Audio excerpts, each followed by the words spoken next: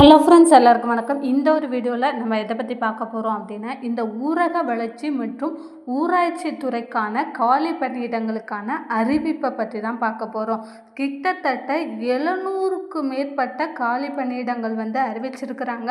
So இது எந்தெந்த டிஸ்ட்ரிக்க்கு எவ்வளோ வேக்கன்சிஸ் அறிவிச்சிருக்கிறாங்க, யாரெல்லாம் அப்ளை பண்ணலாம். ஆல்ரெடி நீங்கள் ஊரக வளர்ச்சித்துறை வேலைக்கு நீங்கள் அப்ளை பண்ணியிருந்தீங்க, இந்த பஞ்சாயத்து செக்ரட்டரி வேலைக்கு அவர்கள் அப்ளை பண்ணலாமா, கிராம உதவியாளர் பணிக்கு அப்ளை பண்ணவங்க அப்ளை பண்ணலாமா, இதற்கான நோட்டிஃபிகேஷன்ஸ் எப்போ ஸ்டார்ட் ஆகுது, எலிஜிபிலிட்டி என்ன, இதற்கான சேலரி எவ்வளோ என்ன, டிஸ்ட்ரிக்ட் வைஸ் எவ்வளோ வேக்கன்சிஸ் அறிவிச்சிருக்கிறாங்க அப்படின்றத நம்ம ஒன் பை ஒன்னாக பார்க்கலாம். அதற்கு முன்னாடி நம்ம சேனலை நீங்கள் ஃபர்ஸ்ட் டைம் பார்க்குறீங்க அப்படின்னா மறக்காமல் ஒரு சப்ஸ்கிரைப் பண்ணிட்டு பாருங்கள். அப்படின்னா தான் இந்த ஊரக வளர்ச்சி மற்றும் ஊராட்சி துறை சார்ந்த வேலைவாய்ப்புகள் உங்களுக்கு உடனுக்குடன் நோட்டிஃபிகேஷனாக வரும். மறக்காமல் இந்த ஒரு வீடியோவை லைக் பண்ணிவிடுங்க. நீங்கள் பண்ணக்கூடிய ஒவ்வொரு லைக்கும் எங்களுக்கு ரொம்பவே மோட்டிவேஷனாக இருக்கும். ஸோ மறக்காமல் லைக் பண்ணுங்கள். ஊரக வளர்ச்சி மற்றும் ஊராட்சித்துறை ஊரக வளர்ச்சி மற்றும் ஊராட்சித்துறையின் மாவட்ட அலகுகள் மற்றும் ஊரக வளர்ச்சி மற்றும் ஊராட்சித்துறையின் இயக்கத்தில் 3 ஆண்டுகளுக்கு மேல் காலியாக உள்ள ஈப்பு ஓட்டுநர், பதிவரை எழுத்தர், அலுவலக உதவியாளர் ஆகிய 597 காலி பணியிடங்களை நிரப்பிக்கொள்ள அனுமதி வழங்கி ஆணை வெளியிடப்பட்டுள்ளது. என்னென்ன போஸ்டிங்க்கு அப்படின்னு பார்த்தீங்க அப்படின்னா, உங்களுக்கு பதிவரை எழுத்தர், ஈப்பு ஓட்டுநர், அலுவலக உதவியாளர், இது ஊராட்சி துறையிலேயே நீங்கள் ஒர்க் பண்ணலாம். அந்தந்த டிஸ்ட்ரிக்ட் வைஸ் உங்களுக்கு நோட்டிஃபிகேஷன்ஸ் விட போகிறாங்க. இப்போ நோட்டிஃபிகேஷன்ஸ் எந்த தேதியில் விட்டுருக்காங்க அப்படின்னா 22/1/2026. ஸோ எந்தெந்த டிஸ்ட்ரிக்டில் எவ்வளோ வேக்கன்சிஸ், இதற்கான எலிஜிபிலிட்டி என்ன அப்படின்றத நம்ம ஒன் பை ஒன்னாக பார்க்கலாம். ஃபஸ்ட்டு பார்த்தீங்கன்னா, இந்த வேலையை பொறுத்தளவில் நீங்கள் எல்லாருமே அப்ளை பண்ணலாம். யாராக இருந்தாலும் நீங்கள் ஆல்ரெடி ஜாப்புக்கு அப்ளை பண்ணியிருக்கிறீங்க அப்படின்னாலுமே யாருனாலும் இந்த வேலைக்கு நீங்கள் எலிஜிபிள் தான். ஸோ இதில் மேலே 2வதாக படிக்கப்பட்ட அரசாணையில் 3 ஆண்டுகளுக்கு மேல் காலியாக உள்ள பணியிடங்களை நிரப்புவதற்கு பணியாளர் குழுவின் ஒப்புதலனை பெற்று காலி பணியிடங்களை நிரப்ப வேண்டும் என்ற ஆணை வெளியிட்டிருக்கிறாங்க. மேலே 3வது படிக்கப்பட்ட ஊரக வளர்ச்சி மற்றும் ஊராட்சித்துறை ஆணையத்தின் கடிதத்தில் ஊரக வளர்ச்சி மற்றும் ஊராட்சித்துறையின் மாவட்ட அலகுகள் மற்றும் ஊரக வளர்ச்சி மற்றும் ஊராட்சித்துறையில் இயக்கத்தில் 3 ஆண்டுகளுக்கு மேலாக, அதாவது ஒன்றிய தலைவரின் அந்த ஒரு அமைப்பிலையும் உங்களுக்கு வேலை கிடைக்கும்.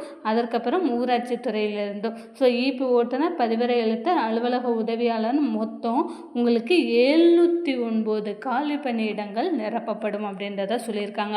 இதில் இரவு காவலரும் உங்களுக்கு உண்டு. ஸோ இரவு காவலர் இதெல்லாம் சேர்த்து உங்களுக்கு 709 வேக்கன்சிஸ். எத்தனை மாவட்டங்களுக்கு அறிவிச்சிருக்கிறாங்கன்னு பாருங்கள். 29 மாவட்டங்களுக்கு அறிவிச்சிருக்கிறாங்க. ஸோ 38 மாவட்டங்களில் உங்களுக்கு ஒரு 9 மாவட்டம் 10 மாவட்டம் அறிவிக்கலை. மீதி பார்த்தீங்க அப்படின்னா உங்களுக்கு எல்லா மாவட்டங்களையும் அறிவிச்சிருக்கிறாங்க.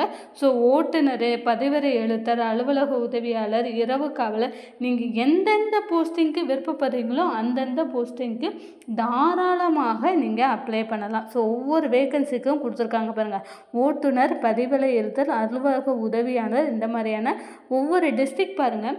Kanchipuram district, Chengalpattu district, Tiruvallur district, Cuddalore, Kallakurichi, Vellore, Ranipet, Tiruvannamalai, Salem, Namakkal, Krishnagiri, Erode, Coimbatore. So இவ்வளோ டிஸ்ட்ரிக்டில் அறிவிச்சிருக்கிறாங்க. ஸோ இவ்வளோ டிஸ்ட்ரிக்ட்லேயும் ஒவ்வொரு இதற்கும், அதாவது அரசு தரப்புலேருந்து அதுக்கப்புறம் ஒன்றிய தரப்புலேருந்து, ஸோ 2 விதமாக உங்களுக்கு வேக்கன்சிஸ் எடுக்க போகிறாங்க.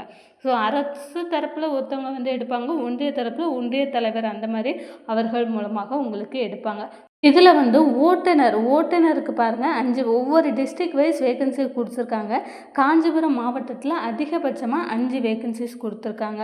இதே உங்களுக்கு அலுவலக உதவியாளர் அதிகமாக ஈரோடு மாவட்டத்தில் கொடுத்துருக்காங்க.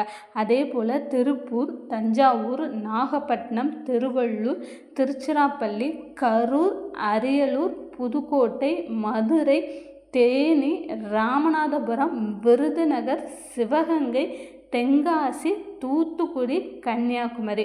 ஸோ இவ்வளோ டிஸ்ட்ரிக்ட்லேயுமே உங்களுக்கு வேக்கன்சிஸ் அறிவிச்சிருக்கிறாங்க. இதில் மொத்தமாக வந்து பார்த்திங்க அப்படின்னா 700க்கு மேற்பட்ட காலி பணியிடங்கள் உங்களுக்கு இருக்குது. நீங்கள் வந்து அப்ளை பண்ணலாம். இதில் வந்து ஒன்றியங்கள் இந்த டிஸ்ட்ரிக்ட்லலாம் ஒன்றியங்கள் சார்ந்த வேலைகளும் நிறைய இருக்குது. ஸோ ஒன்றிய தலைவர்கள் வந்து டைரெக்டாக உங்களுக்கு வந்து தேர்ந்தெடுப்பாங்க. ஸோ அந்த மாதிரியான வேலையும் இருக்குது. ஸோ 30 வேக்கன்சிஸ் 36 வேக்கன்சிஸ்லாம் தஞ்சாவூர் மாவட்டத்தில் வந்து கொடுத்துருக்குறாங்க. ஸோ திருவாரூர் மாவட்டத்தில் கொடுத்துருக்குறாங்க. ஸோ நிறைய மாவட்டங்களில் உங்களுக்கு வேக்கன்சிஸ் அதிகப்படுத்தி கொடுத்துருக்குறாங்க.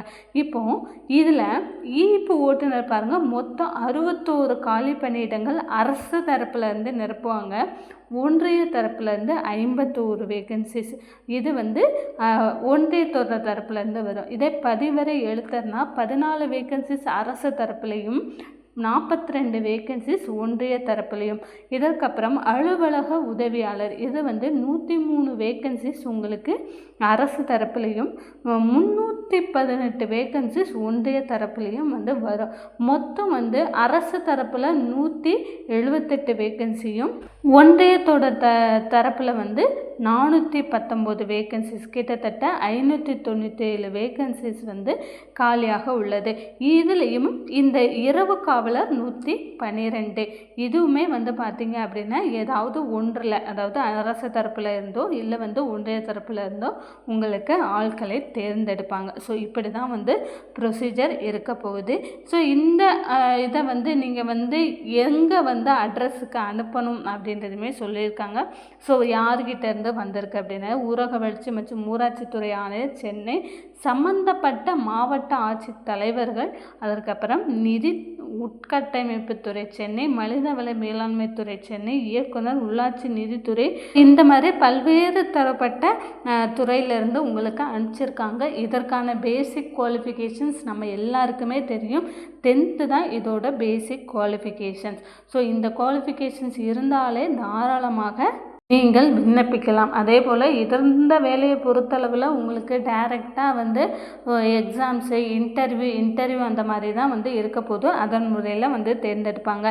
இதை பொறுத்தளவில், இந்த வேலையை பொறுத்தளவில் அந்தந்த டிஸ்ட்ரிக்டில் உள்ளவங்க நீங்கள் வந்து ஒன்றிய தரப்புலையோ அரசு தரப்புலையோ நீங்கள் அப்ளை பண்ணும்போது உங்களுக்கு முன்னுரிமை கண்டிப்பாக கிடைக்கும்.